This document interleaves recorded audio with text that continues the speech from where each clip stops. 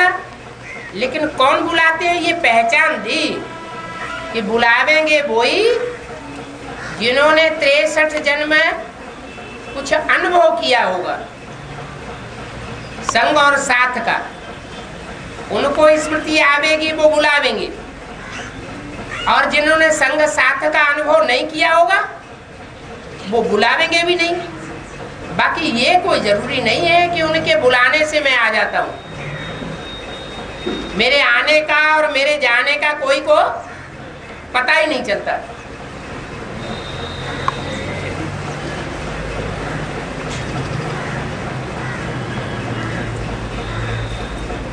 ये भी बाप की पहचान का एक पॉइंट है क्या, कि बाप कब आते हैं और कब जाते हैं ये कोई को पता नहीं चलता। भले राम के ही भक्त क्यों न हो, पतित पावन सीता राम को जो बुलाते हैं वो पति से पावन बनते हैं। जो पतित पावन सीता राम को बुलाते नहीं वो पति से पावन बनते भी नहीं। लेकिन ये कोई जरूरी नहीं है कि बुलाने से आ जाते हैं उसी समय।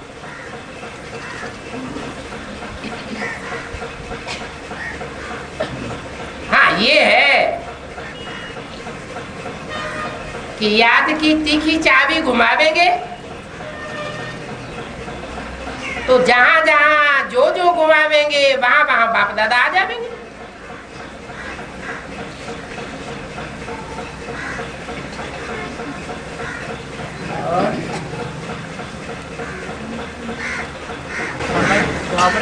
राजा ये राजा होते हैं ना, तो राजा युद्ध करते हैं राज्य को बढ़ाने के लिए, राज्य स्थापना करने के लिए तो स्थूल युद्ध करते हैं ना, स्थूल युद्ध करते हैं ना।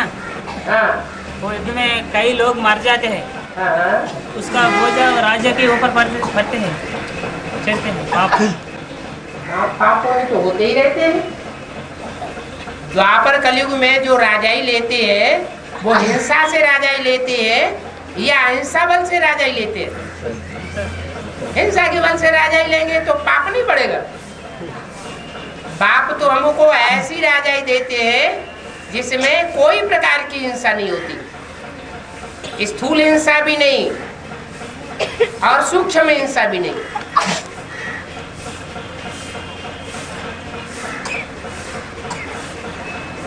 द्वापर कलयुग में कोई बाप थोड़ी पढ़ाने वाला होता है।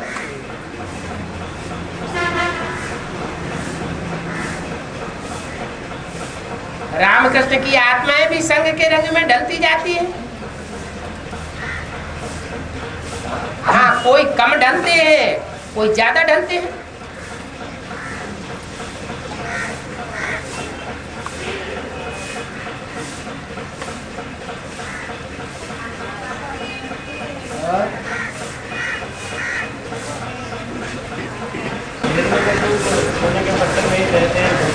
हाँ रावण तो 5 प्रकार का बाप है। रावण जो है हाँ 5 प्रकार का बाप है।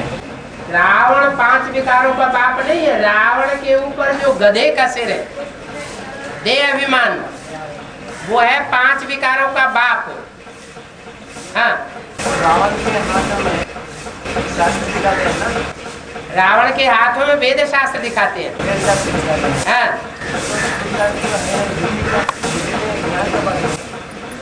वेद शास्त्र जो है वो मनुष्यों के लिखे हुए होते हैं। रावण के सर के ऊपर जो 10 सिर रखे हुए हैं वो भी अनेक प्रकार के मनुष्य गुरु हैं।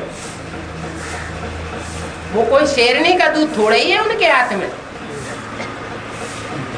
शेरनी का दूध है जो बाप ने आकर के ब्रह्मा मुख से उच्चारण किया, वो है शेरनी का दूध। वो उसी बुद्धि रूपी पवित्र पात्र में ठहरेगा जो पवित्रता का पक्का व्रत लेगा। अपवित्र बनता रहेगा तो बुद्धि में वो ज्ञान ठहरेगा ही नहीं। प्रैक्टिकल बातें हैं अनुभव में आने की।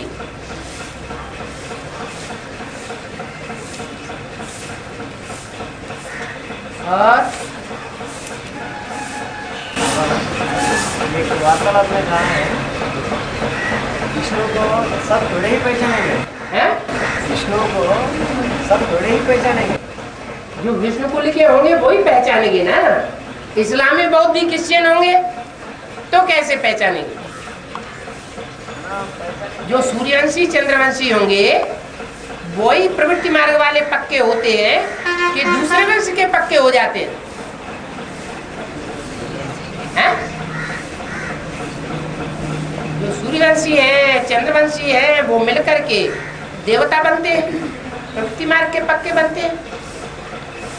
और प्रवेश नहीं होती है बोलते बाबा ने। हाँ जी, फिर पृथ्वी के द्वारा पालना तो है ना, पालना है लेकिन प्रैक्टिकल काम है, उसमें बुद्धि के परिवर्तन की बात नहीं, बुद्धि परिवर्तित हुई पड़ी है। एक होता है प्रैक्टिकल काम करना और एक होता है वाचा से बोलना, काम नहीं करना।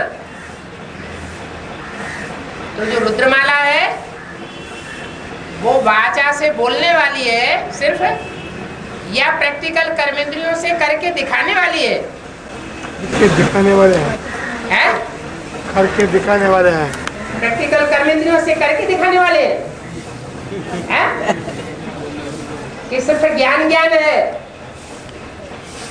ज्ञान का सुनना सुनाना है, सच्ची बातों का सुनना सुनाना है।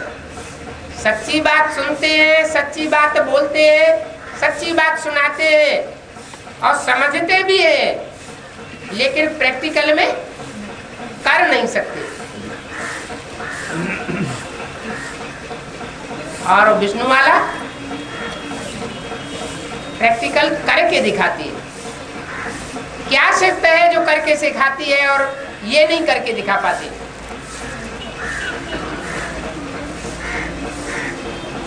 विशेषता क्या है? वो जन्म जन्मांतर की रानी है जिन्होंने जन्म जन्मांतर पवित्रता के संस्कार धारण किए हैं।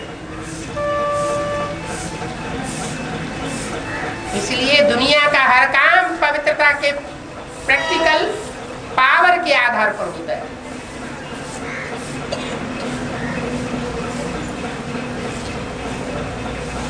और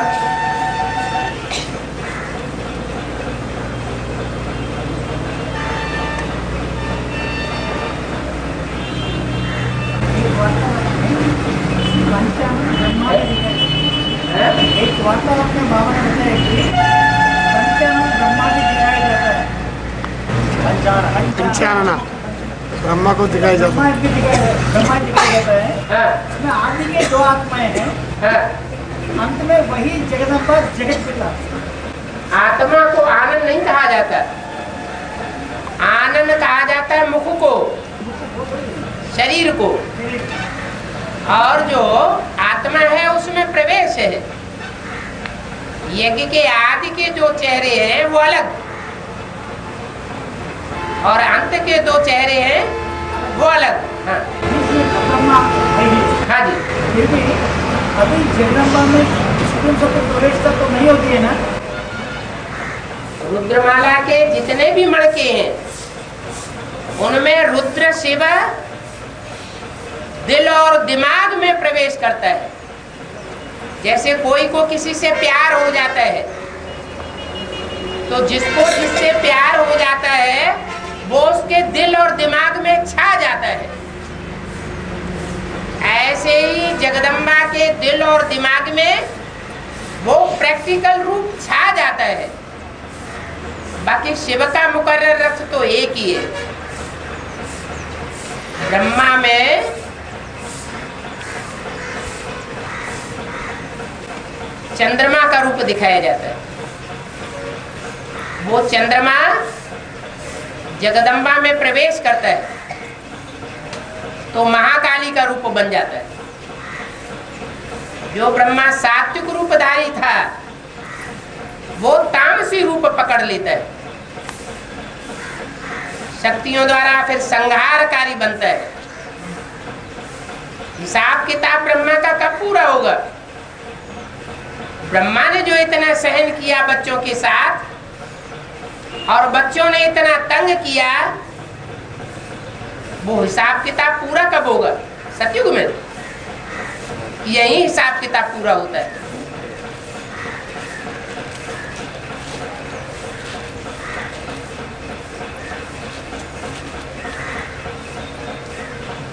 बाकी शिव की आत्मा प्रवेश नहीं करती है। ये कोई बच्चा कह नहीं सकता कि मेरे अंदर शिव प्रवेश है। हाँ, शिव जिसमें मुकर्रर रूप से प्रवेश करता है,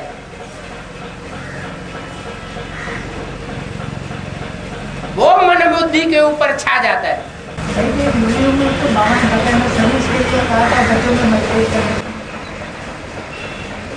वो कोई कह नहीं सकता कि मेरे अंदर प्रवेश है, साबित नहीं हो सकता।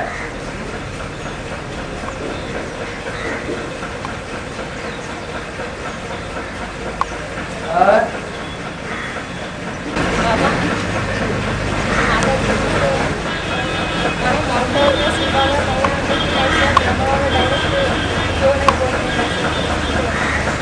ज्ञानी तू आत्मा मुझे विशेष प्रिय क्यों कहेंगे?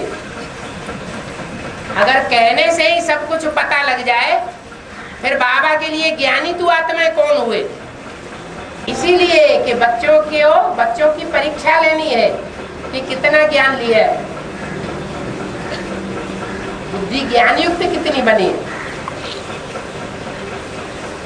सिर्फ कह देने से मान लिया जावे, फिर तो सारे ही जान जाएंगे। पर ज्ञान की परीक्षा क्या हुई?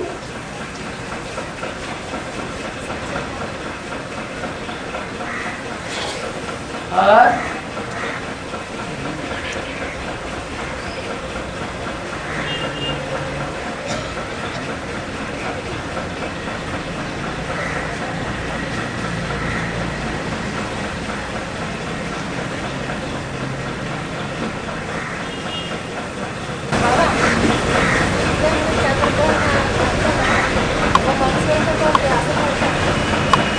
असर पड़ता है। हाँ हाँ जी, क्यों पड़ता है?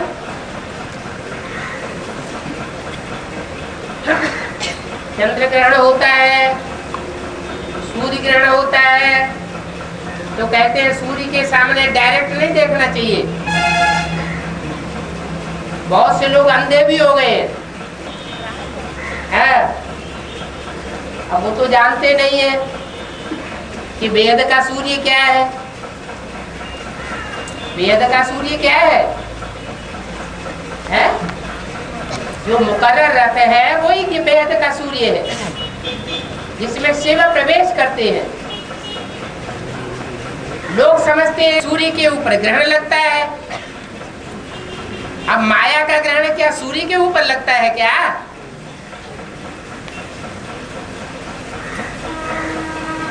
हद की बात है। तो सूर्य ग्रहण तब माना जाता है जब बीच में चंद्रमा आ जाता है। ज्ञान चंद्रमा ब्रह्मा बीच में और सूर्य एक तरफ और पृथ्वीवासी दूसरी तरफ।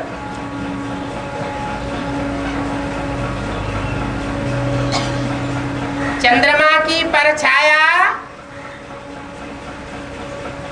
पृथ्वी वासियों के ऊपर जहां जहां पड़ती है, तो पृथ्वी वासियों को सूर्य का वो हिस्सा दिखाई नहीं पड़ता। या तो संपूर्ण सूर्य अंधेरे से आच्छादित हुआ दिखाई पड़ता है। तो सूर्य को ग्रहण लगा या पृथ्वीवासियों को ग्रहण लगा? किसकी बुद्धि भ्रमित हुई? पृथ्वीवासियों की बुद्धि भ्रमित हो गई, क्योंकि बीच में चंद्रमा आ गया गीता का भगवान बन करके, उसका परछाया पड़ गया। ऐसे ही चंद्र ग्रहण जब होता है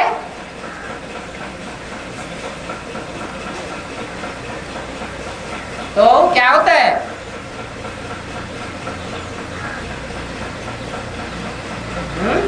पृथ्वी बीच में आ गई। चंद्रग्रहण जब होता है तो बीच में पृथ्वी आ जाती है, एक तरफ सूर्य दूसरी तरफ चंद्रमा। पृथ्वी का परछाया चंद्रमा के जिस हिस्से पर पड़ता है वो चंद्रमा का हिस्सा अंधेरा दिखाई पड़ता है, लेकिन किनको? पृथ्वीवासियों। परछाया किसका पड़ा? पृथ्वी का, धरणी का, कन्याओं माताओं का। कन्याओं माताओं रूपी जो धरणी है उनका परछाया चंद्रमा के ऊपर पड़ जाता है। चंद्रमा अंधेरे में आ जाता है, प्रभावित हो जाता है, जैसे यज्ञ के आदि में अंधेरे में आ गया। माताएं मुखिया हो गई थी।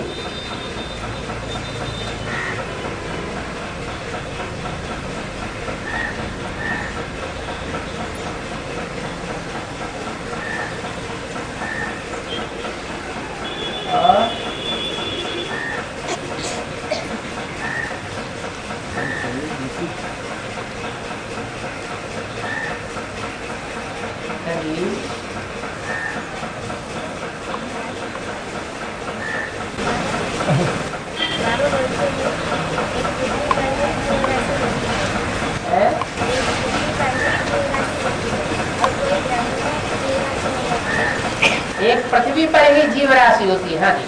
और कोई ग्रह नहीं होती है। हाँ। ये सूर्य से पृथ्वी होनी चाहिए जीवन जीने के लिए। हम्म। फिर जो दूसरे दूसरे ग्रह है वो तो इतना जीवन जीने के लिए इतना भरोसा नहीं रखते। मैंने ग्रह में जो राशि होती है काम करने वाले हैं वो सूर्य से पृथ्वी होनी चाहिए।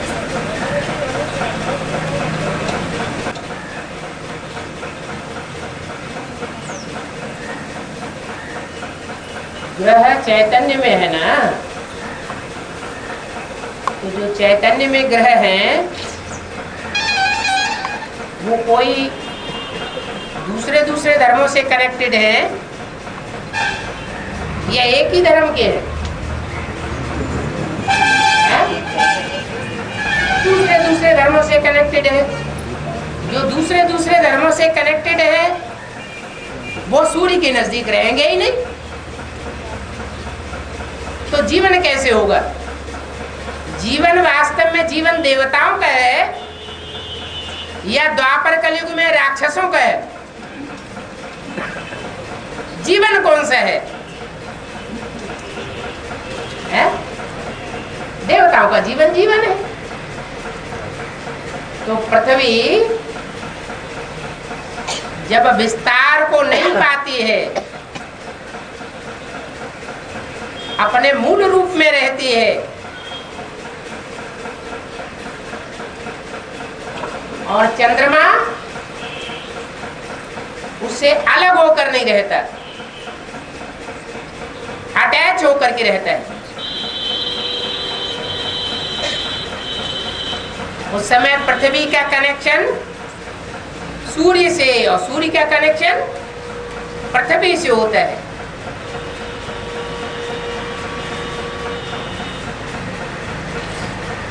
इसलिए कहा जाता है दूसरे ग्रह उपग्रहों पर जीवन नहीं है, और वास्तव में है भी नहीं, क्योंकि वो तो कोई बहुत सूर्य से दूर है और कोई बहुत सूर्य के नजदीक है, इसलिए उनको वायुमंडल वो नहीं मिल सकता। अभी पृथ्वी पर भी नॉर्थ पोल और साउथ पोल सूर्य से बहुत दूर हो जाते हैं, तिरछी किरणें पड़ती हैं सूर्य की, इसलिए वहां जीवन नहीं है।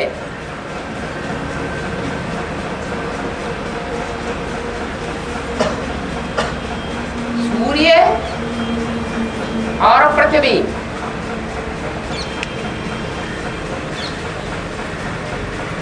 इन दोनों का समान रूप से जो मेल होता है उससे जीवन बनता है।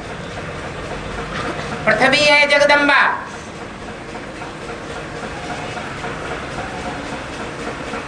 जगदम्बा की बुद्धि जब फैल जाती है बच्चों में, सारे जगत के बच्चों में, चाहे इस्लामी हो, बौद्धी हो, क्रिश्चियन हो, कोई भी हो, तो सूर्य से दूरी बढ़ जाती है।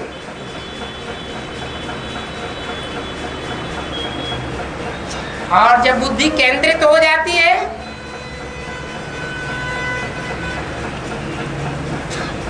तो बच्चों से डिटैच हो जाती है।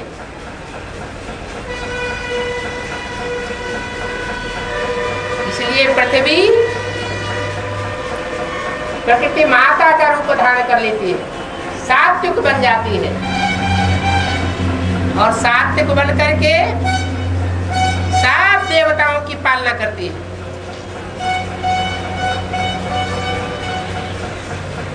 पृथ्वी पर जीवन बनता है, जिसे जीवन कहा जाता है।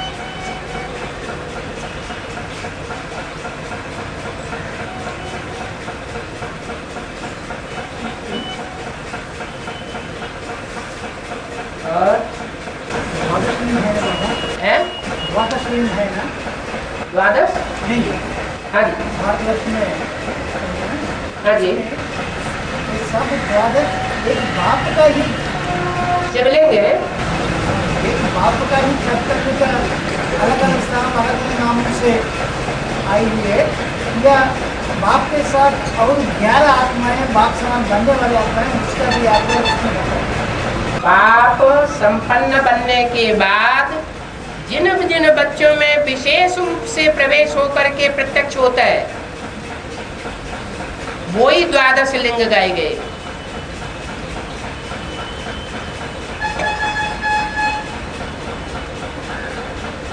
और बोला है कि राम बाप नास्तिक है, राम बाप नास्तिक है करके बोला।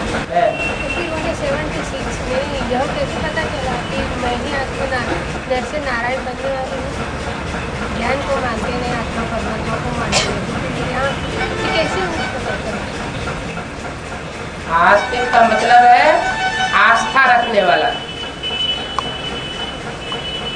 कोई न कोई दुनिया में साकार भगवान का रूप हो जिसके ऊपर आस्था रखने वाला हो।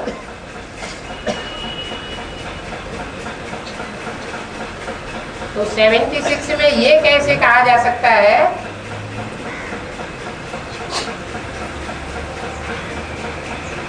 कि जो भी नारायण बनने वाली आत्मा है वो संपन्न रूप से 100% स्वरूप से अपने को पहचान चुकी है।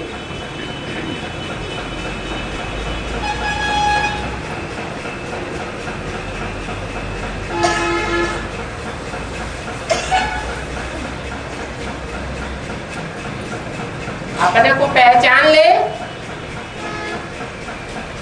तो पक्का हो जाए कि शिव मेरे में प्रवेश है,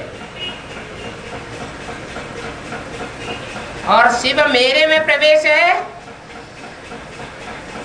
ये स्वीकार कर ले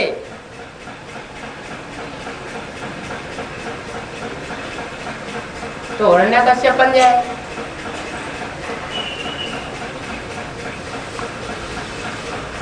बन जाए कि नहीं बन जाए?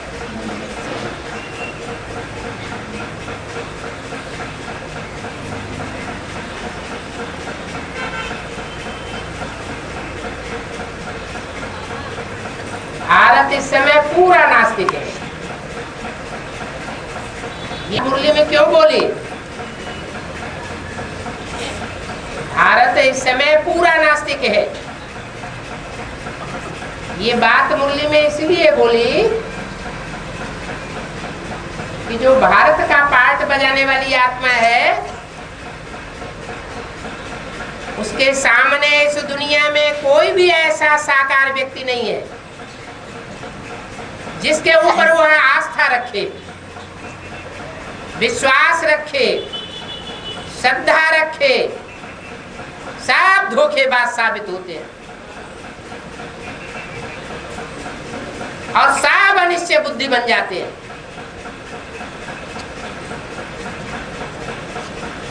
इसलिए बोला भारत इस समय पूरा नास्तिक है।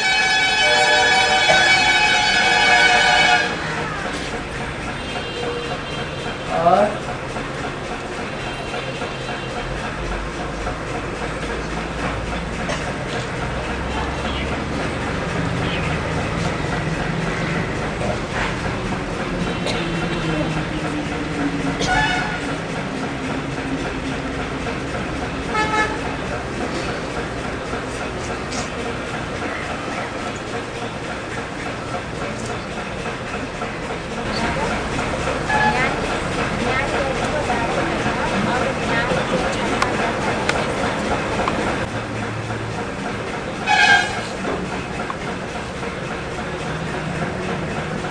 ज्ञान ज्ञान गर्भ को धारण करना और ज्ञान के ज्ञान गर्भ को धारण किया जाता है।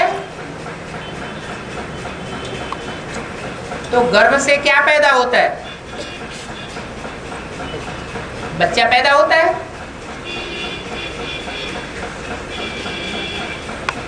वो स्थूल पेट होता है और ये सूक्ष्म बुद्धि रूपी पेट है।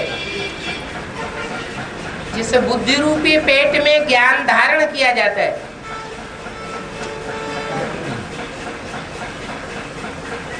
ज्ञान गर्भ धारण किया तो आज गर्भ धारण किया जाता है और कल गर्भ बाहर आ जाता है।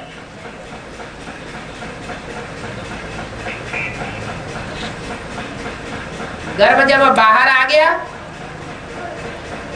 तो क्या कहेंगे? ज्ञान गर्भ धारण किया। माना आज निश्चय बुद्धि हुए और कल अनिश्चय बुद्धि भी हो जाती है। जिन बच्चों को ज्ञान में जन्म दिया जाता है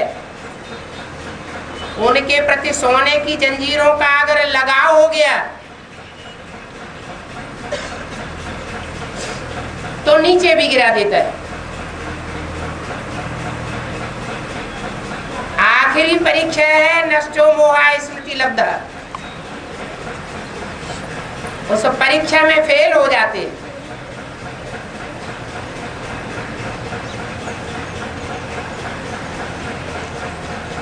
माताएं गर्भ धारण करती है या पिता गर्भ धारण करता है? तुम सब सीताएं हो, तुम सब द्रौपदियां हो, तुम ज्ञान का गर्भ धारण करने वाली हो। और बाप बीज बोने वाला। बाप ज्ञान का बीज बोने वाला है।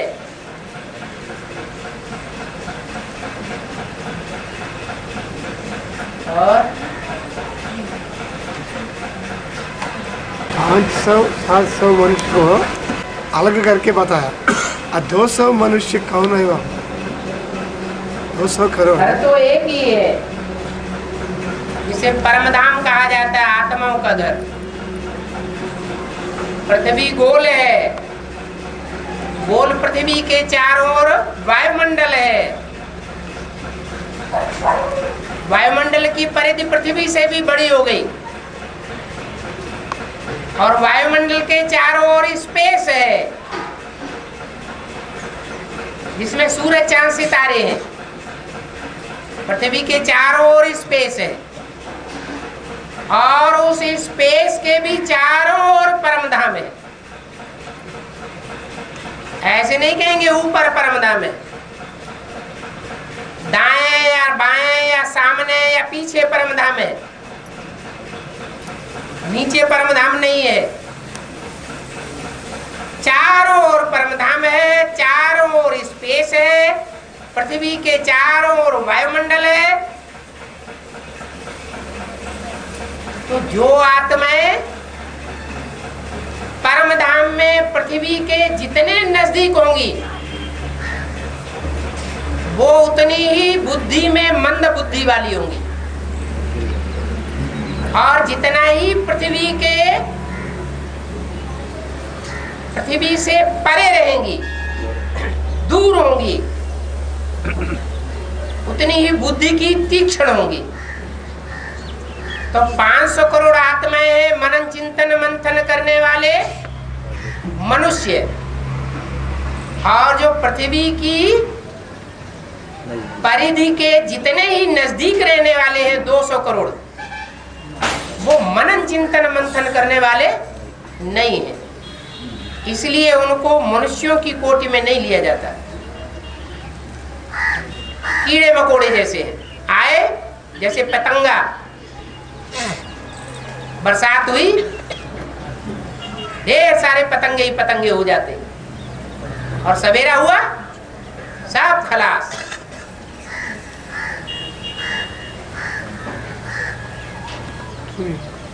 और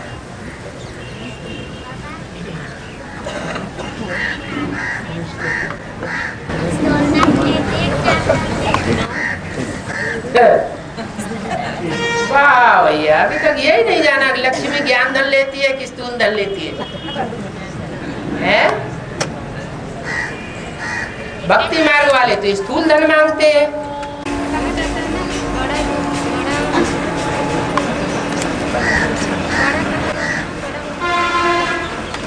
बड़ा कहावना अति दुख पावना। तो ये शरीर की उम्र से बढ़ेंगे तो ज्ञान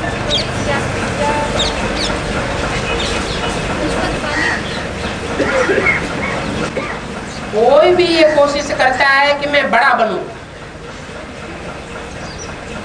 तो उसको दुख जरूर मिलता है।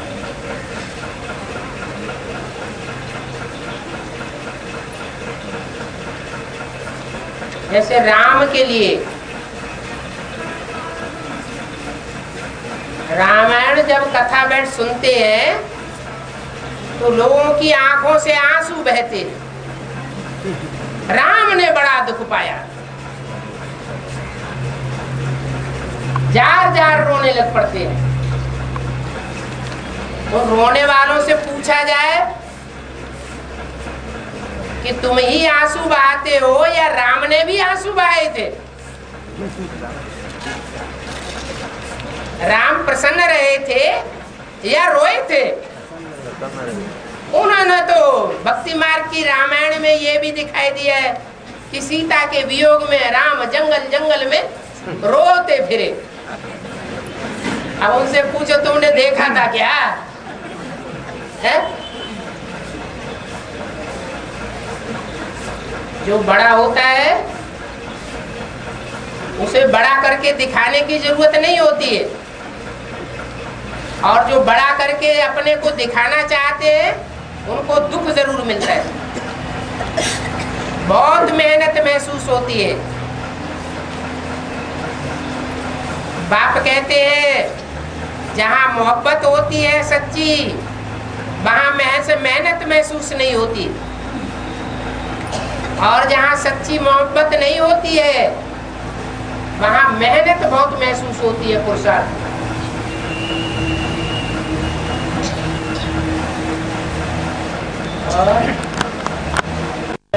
गहराई जो मौजूद रहती है, हाँ जी, वो भूकंप का प्रभाव असर नहीं पड़ती, वो पत्थर को कैसे विनाश हो जाती है, उस विनाश समय में बाबा बच्चे कह रही है।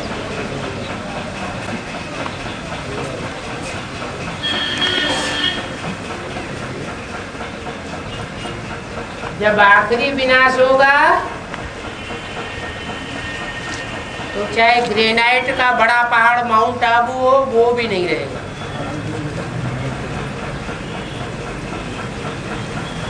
क्योंकि वहां पर बाप के बच्चे ही नहीं रहेंगे। बाप के बच्चों का, आत्मिक स्थिति में रहने वाले बच्चों का हुजूम होगा तो वो पहाड़ भी टिका रहेगा। और बच्चे जब विजयमाला में ऐड हो जाएंगे, स्वर्गवासी हो जाएंगे,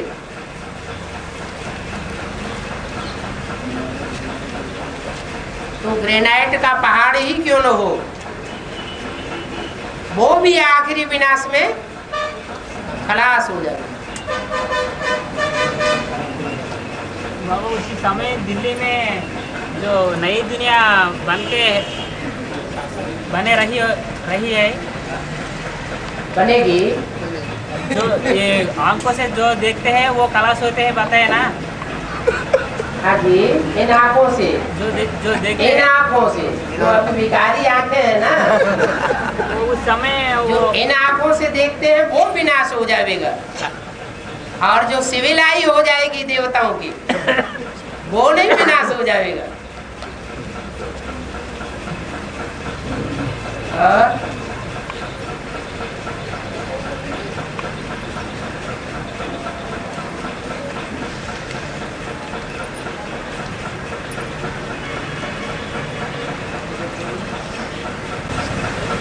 तो शंकर को शेरनी की चमड़ा पर बैठा होते कहते हैं ना, आसन है।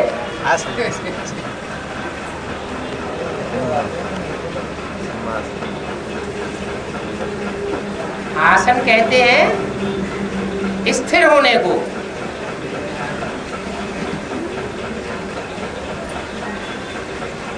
शेर से मिसाल दी गई है, वो भी बाघ से। बबर शेर से मिसाल नहीं दी गई है,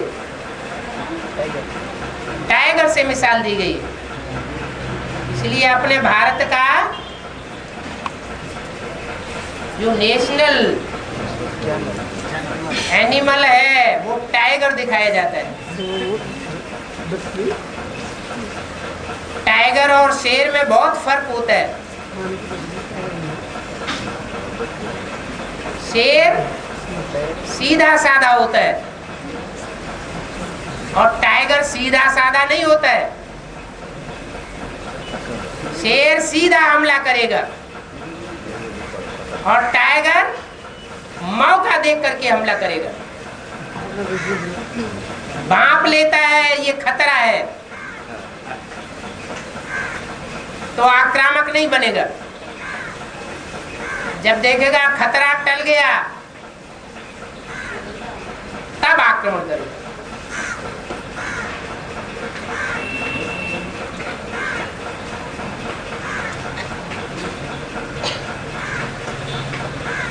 बाबर शेर किसकी यादगार बाबा है? बाबर शेर किसकी यादगार? ब्रह्मा बाबा की यादगार है बबर शेर। इसलिए सिंह वाहिनी भी देवी दिखाई जाती है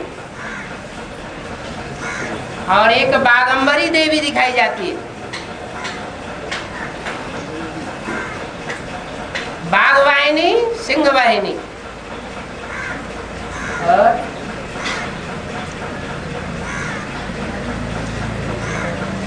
एक शाकाहारी देवी के दो रूप हैं, एक शाकाहारी और दूसरी मांसाहारी।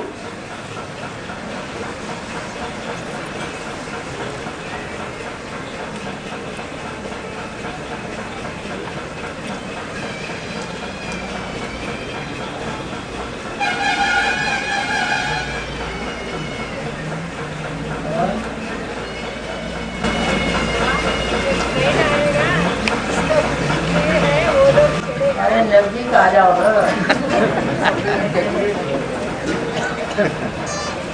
ऐसे तो मालूम पड़ता है कि प्रश्न पूछ के भाग जाएंगे। हाँ। ट्रेन आएगा, हाँ। बैंक में होगा, वो लोग छेड़ेगा। इसका मतलब कौन सा ट्रेन है? जब कराची में 300-400 पहुंचे थे, हिंदुस्तान पाकिस्तान के बीच में खूंखार युद्ध हुआ था, खून की नदियां बही थी। उस समय स्थूल ट्रेन चली थी या सूक्ष्म ट्रेन चली थी? सूक्ष्म चली थी। स्थूल ट्रेन चली थी। जिनको पहुंचना था वो पहुंच गए पहली ट्रेन से, और उसके बाद जो दूसरी, तीसरी, चौथी ट्रेन चली वो सब काट दिए गए। बाकी ऐसे नहीं है कि जिनके सूक्ष्म संकल्पों की ट्रेन नहीं चलती होगी,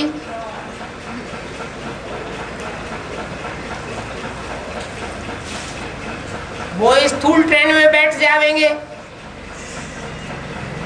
नहीं, सूक्ष्म संकल्पों की ट्रेन भी जिनकी तीखी होगी उन्हीं को तार आवेगा। ट्रंक काल आवेगा। चलो टाइम हो गया।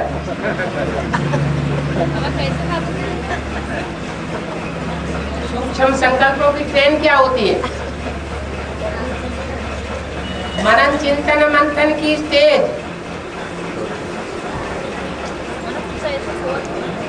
है। हाँ?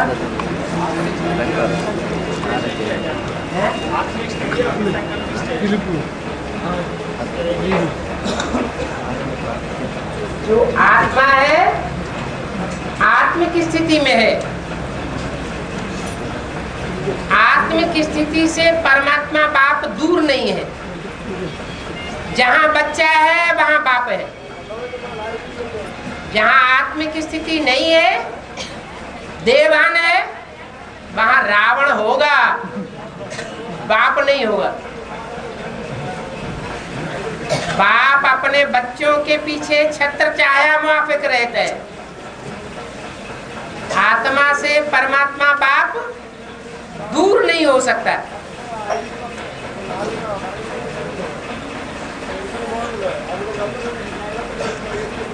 इसलिए आत्मिक स्थिति में रहकर परमात्मा बाप को याद करना सहज है। ये कहते हैं पहले आत्मा को याद करो, आत्मिक स्थिति में अपन को आत्मा समझकर फिर बाप को याद करो।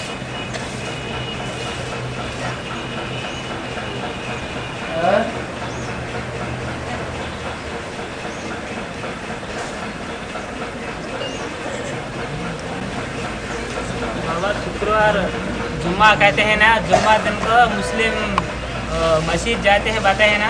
हाँ। ये दक्षिण भारत में माता लोग देवी पूजा करते हैं उसी दिन में, शुक्रवार को। हाँ। अच्छा, तो माता मुसलमान धर्म की है, क्या कहना चाहते थे? आपसे पूछते हैं बाबा, है? आज भी पूछते हैं। हाँ।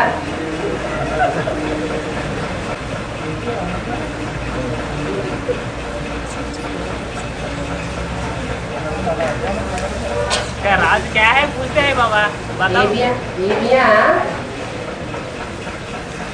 शुक्रवार को पूजी जाती है। हाँ, दक्षिण भारत में ऐसा होता है। दक्षिण भारत में उनको पता नहीं है उत्तर भारत में क्या होती है। उत्तर भारत में तो ऐसी कोई रस्म नहीं।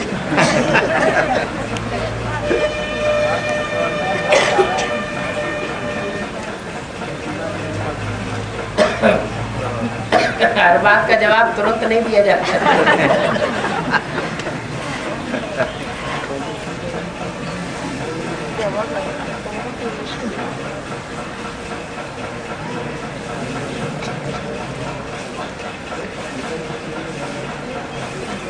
सब कुछ अभी बता देंगे तो आगे चल के क्या पढ़ाओगे?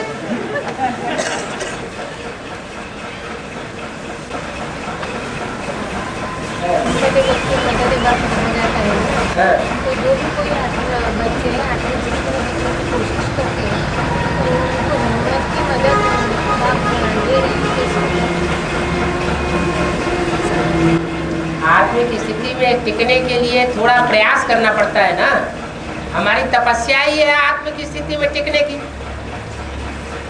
देवान में तो बड़े आराम से चले जाओ, उसे तो कोई पुरुषार्थ करने की दरकार ही नहीं। लेकिन आत्मिक स्थिति में टिकना और आत्मिक रूप में दूसरों को देखना, यही मेहनत है। अगर बाप दादा मदद कर रहे हैं कैसे करें? अब जो मेहनत करेगा तो बाप मदद नहीं करेगा। पता तो चलना चाहिए ना, बाबा मदद कर रहे हैं। खुशी बढ़ेगी, हल्कापन महसूस होगा।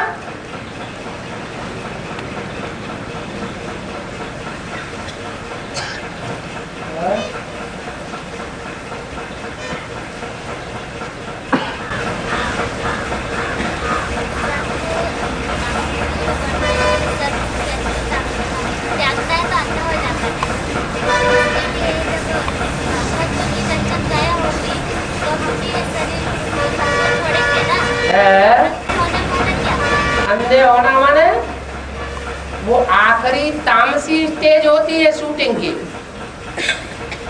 क्या? जब तक पूरा ग्रहण नहीं चढ़ा है, क्या? जब तुम पूरा उतरती कला में उतर जाते हो तब मैं चोटी पकड़ करके उठाता हूँ। माना शूटिंग पीरियड में भी जो सर्प का मिसाल दिया है वो चौथी अवस्था होती है, तामसी स्टेज। उसमें कामांधकार, क्रोधांधकार, लोभांधकार अति का बढ़ जाता है।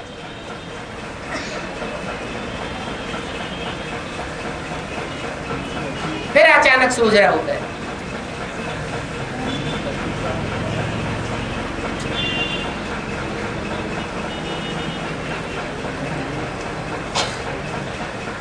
और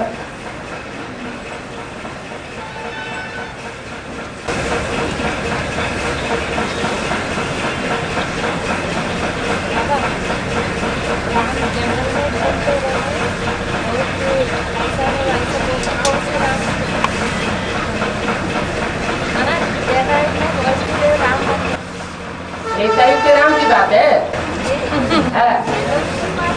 तो संगम युग में ये कांटों का जंगल नहीं है। ये दुनिया सारी कांटों का जंगल है या फूलों का बगीचा है?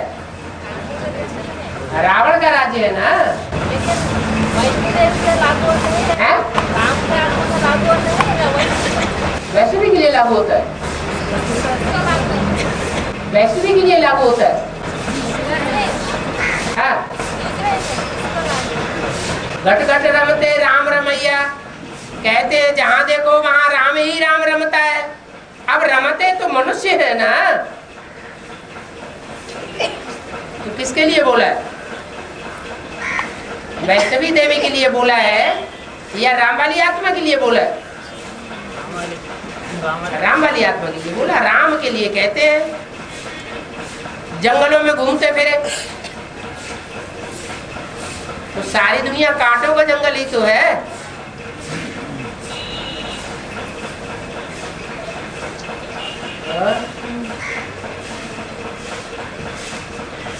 खेल खलास बजगोविंद में, बजगोविंद में क्या है बाबा? खेल खलास बजगोविंद में कहता है, बजगोविंद में क्या है?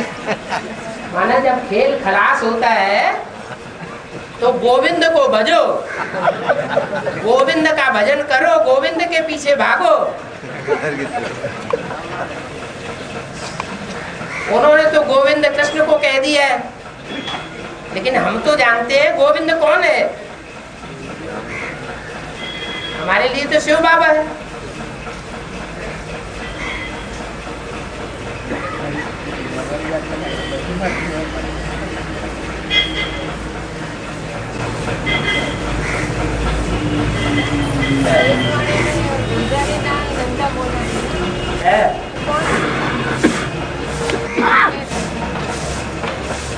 गुलजारी लाल नंदा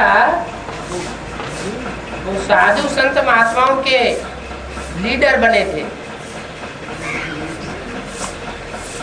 गौ रक्षा आंदोलन चला था। गौओं की सुरक्षा करने का ठेका लिया था। वो तो जानवर गौएं थी।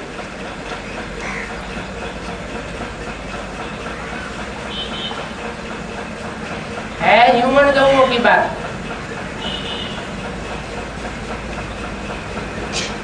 वो भी साधु संत महात्माएं हैं, उनका भी उद्धार करने वाला कौन है? उनका भी उद्धार करने वाला एक ही है, जो सच्ची सच्ची गौएं, ह्यूमन गौएं हैं। उनकी सुरक्षा का आंदोलन चलाता है। इसलिए गुलजारी लाल नंदा कहा जाता है।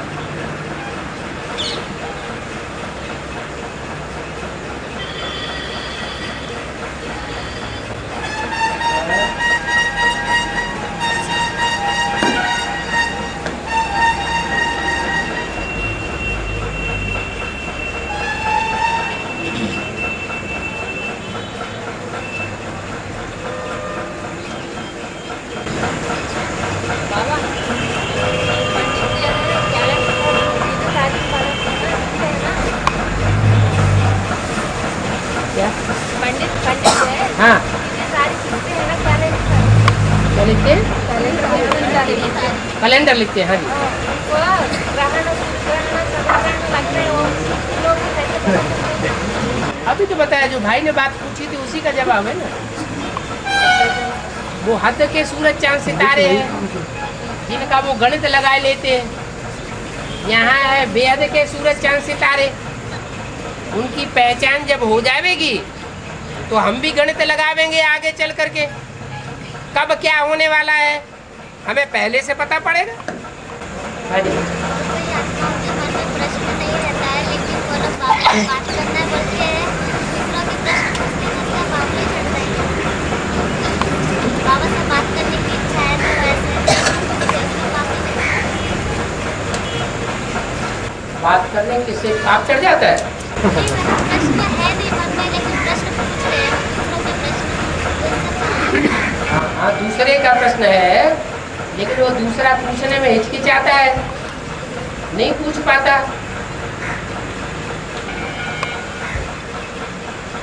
तो कोई दूसरा पूछ लेता है, समाधान तो मिलता है दूसरे को, तो इसमें पाप क्यों चढ़ेगा?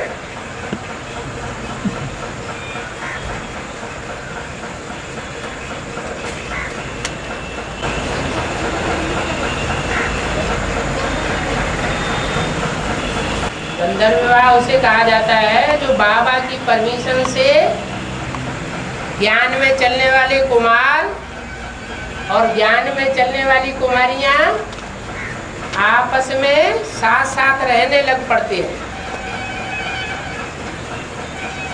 गंधर्व विवाह कर लेते हैं। विवाह माने शादी। बाबा ने क्लैरिफिकेशन दिया है मुरली में, शादी माना क्या? बर्बादी।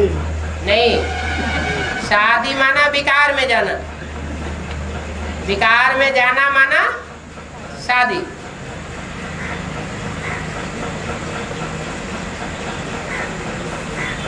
और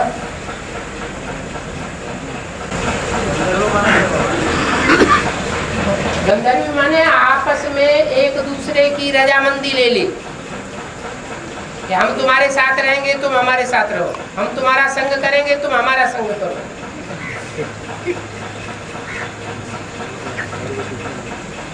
हो गया गंधर्व विवाह। भले बाबा ने कह दिया है कि पहले ही दिन ढेर हो पड़ेंगे, शादी बर्बादी, फिर भी अपनी मनमानी करते हैं तो करो।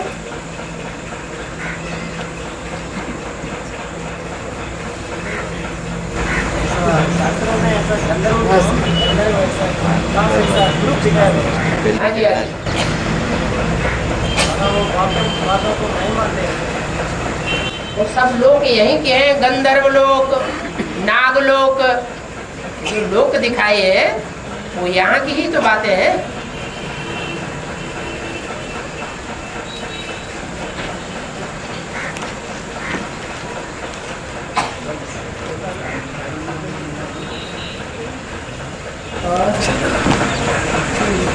एक सीढ़ी में बताइए बाबा, संगम एक मौजूद के हो है? उसी सीढ़ी में कोई लोग कहते हैं मैं हम दुखी है परेशान है, हैं? हम दुखी है परेशान है, है? ऐसे बोलते हैं। हैं? दोनों अर्थ में क्या है? है? मुरली में बताया संगम युग है, मौजों का युग। लेकिन बहुत से ज्ञान में चलने वाले कहते हैं हम ये परेशान हैं, हम वो परेशान हैं, ये कठिनाई आती है, वो कठिनाई आती है, हम बहुत तंग दुखी हैं। तो बाबा उसका मुरली में जवाब देते हैं,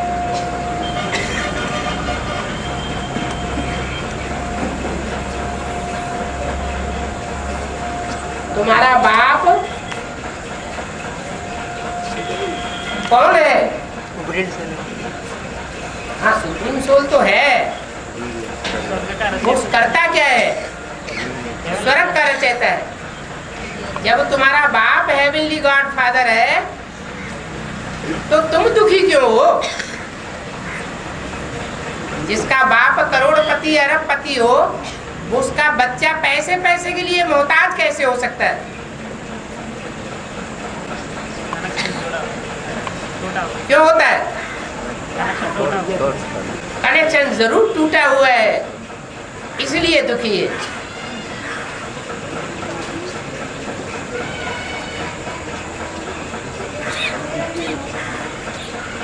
नहीं तो संगम युग मौजों का युग है, मौज ही मौज है।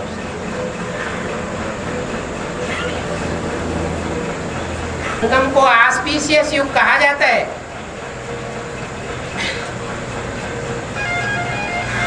और ऐसा भाग्य बनाने वाला कोई युग नहीं होता।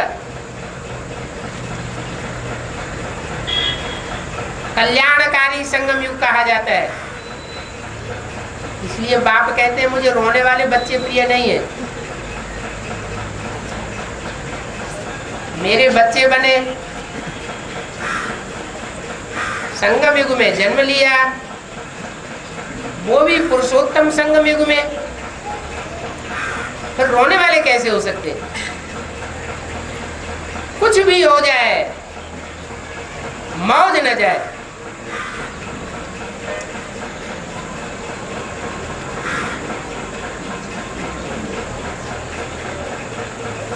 बहुत से तो कहते हैं हमने जब से सुना कि चंडीगढ़ का केस कोर्ट ने अपने हाथ में ले लिया, सील लगने वाली है, हमारे तो दिल में धक्क से हो गया।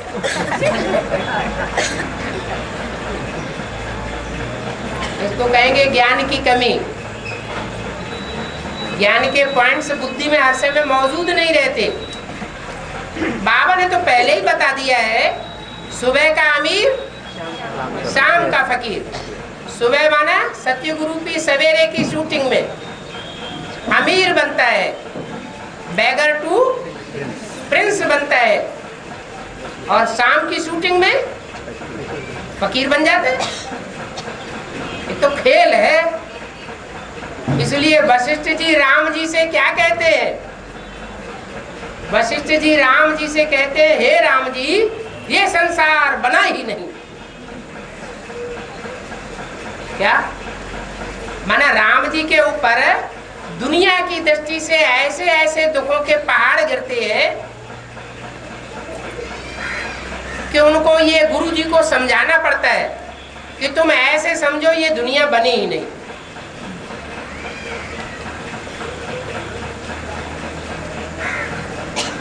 जैसे सन्यासी लोग समझाते, सर्वम क्षणिकम क्षणिकम सर्वम मिथ्या मिथ्या। इन आंखों से जो कुछ देखते हो वो आज है, अब कल नहीं रहेगा। और